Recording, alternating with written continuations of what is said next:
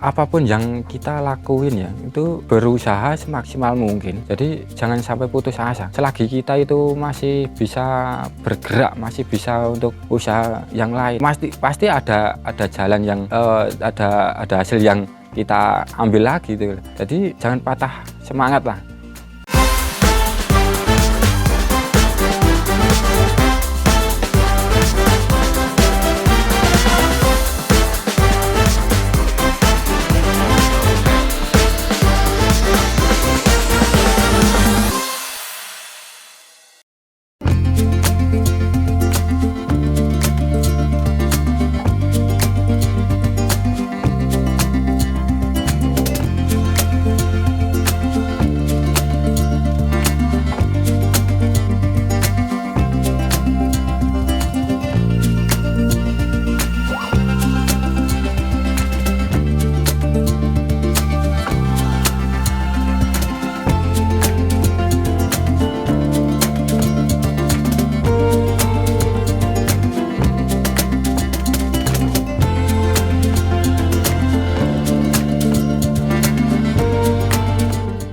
Sebelumnya, Assalamualaikum warahmatullahi wabarakatuh.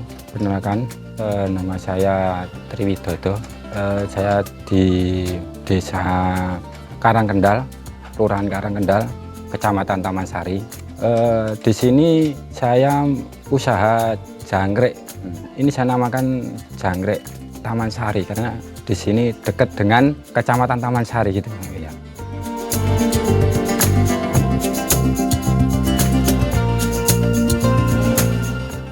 Dulu saya itu di pabrik, salah satu pabrik garmen yang di Boyolali. Saya berpikir kok di pabrik terus itu jenuh gitu ya, jenuh. Terus saya bagaimana bisa mandiri ya. Ternyata saya lirik di dunia jangkrik itu peluangnya masih bagus. Dari sekitar tahun 2019 saya coba-cobalah. Pertama itu bikin box ya seperti ini, tapi boxnya itu pakai triplek tapi yang bekas. Saya belum tahu, jadi ilmunya kan cuma lihat terus itu ada triplek bekas. Mau digunakan apa? Ya udah dibuat box jangkrik itu saja. Pertama itu ya mengalami gagal gitu aja. Online waktu itu dia juga online, telurnya jangkrik itu online. Terus saya tetesin, saya netes, ternyata kurang rapat, mengalami kegagalan. Bangkit lagi, ada modal buat box yang bagus. Itu satu triplek full dengan serapat-rapatnya.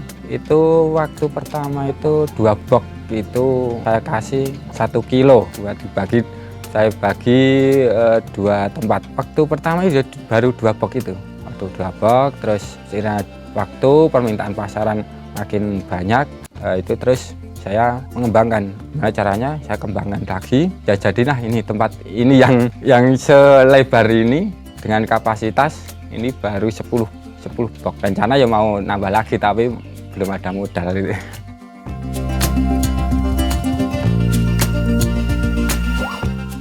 Untuk pembuatan box saya bulatkan saja. Untuk 2 box itu beli triplek, paku sama segala macam, reng, pokoknya buat rangkanya itu sekitar 700. Itu modal mati dengan artian itu untuk selama-lamanya kan gitu, modal mati. Terus untuk modal jalan antara TJ telur jangkrik itu sama pakannya itu kan menggunakan BR yang starter pedaging ya. Itu terus TJ dibuat 1 kilo katakan 180.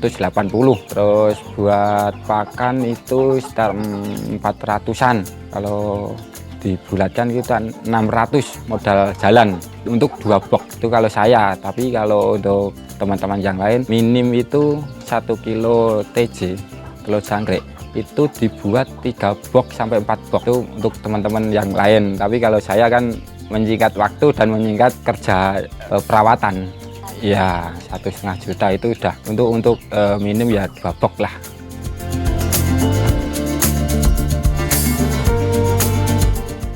Terus untuk pemanenan kalau di sini kan di pegunungan kan dingin, cuaca kan dingin ya.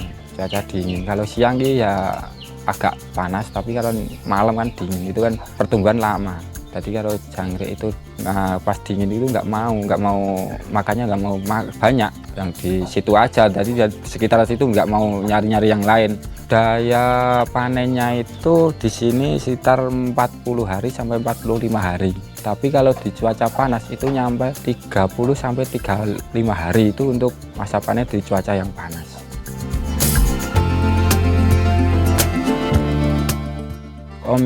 Omset itu saya buat terendah itu dalam artian kita itu jangan sampai berpikiran yang tinggi-tinggi dulu, ya, terendah. Makanya terendah itu karena dari pasaran itu harga itu enggak pasti tinggi kan. Jadi ya ada kala di bawah, ada kala di atas itu. Omset paling rendah saya pernah mendapatkan per kilo itu 20.000 per kilo, itu dengan kapasitas panen sekitar 30 kilo. 30 kilo sudah itu ketemu sekitar 600 itu sudah katakan balik modal untuk modal jalan gitu. Itu untuk terendah. Tapi kalau waktu di harga tertinggi itu nyampe 40, terkadang ya 50, kadang ya 70 itu udah pernah. Nah, tapi itu cuma durasi waktunya itu sedikit, enggak terlalu banyak. Jadi ya kalau rata-rata ya harga 30, 25 itu udah.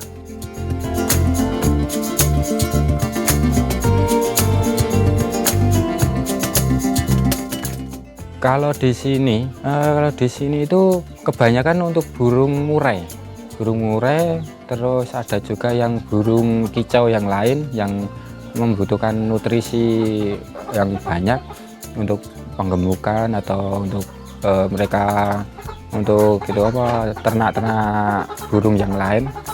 Untuk pasaran saya sendiri itu ada langganan yang dari peternak burung murai sendiri ada, juga ada burung yang burung kicau-kicauan untuk dilombakan. Di sisi lain saya punya sales yang siap menerima itu berapapun, tapi dengan catatan harga itu ikut pasaran gitu. Saya sendiri juga kirim ke tempat-tempat burung itu yang itu juga mengikuti pasaran, jadi mereka juga juga biar tahu di pasaran itu naik turunnya harga itu juga harus tahu.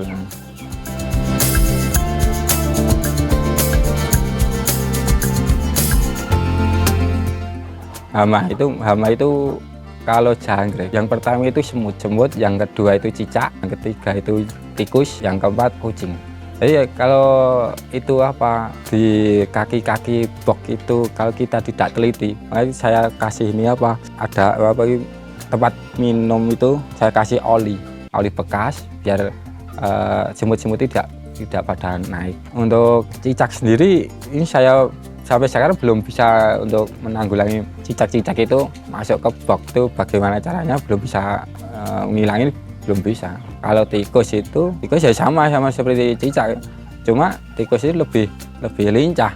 Kalau di tempat keramaian, makanya di sini juga ada ayam, saya kasih ayam juga biar tikus juga nggak berani mendekat gitu. Tapi kalau untuk kucing sendiri ya jarang sih kalau kucing, tapi kalau untuk kucing ya ada sih, pernah saya sering waktu pernah buat itu indukan. Waktu indukan jangkrik itu pernah dimasukin kucing itu hampir habis itu kan. Jangkrik itu hampir habis pernah itu. Ada yang mati diinjek-injek juga, ada yang mati karena dimakan juga ada. Jadi banyak sih untuk kendala-kendala itu masih banyak. Tapi yang pasti kalau untuk jangkrik itu yang jelas itu untuk cuaca.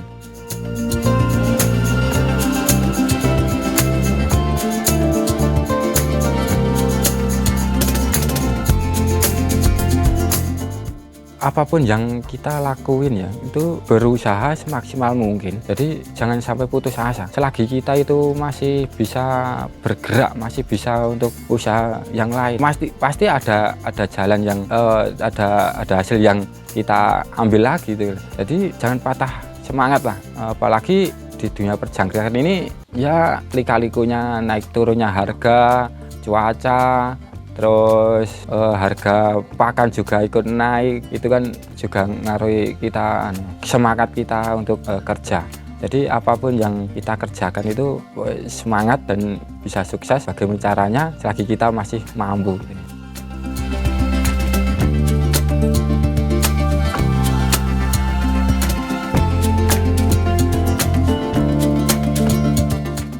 Pesan terakhir dari saya untuk sobat agro yang bahagia, mudah-mudahan ilmu yang saya sampaikan ini bisa bermanfaat bagi semua pemirsa agro yang bahagia dimanapun berada. Mudah-mudahan semua ini bisa bermanfaat untuk kita semua.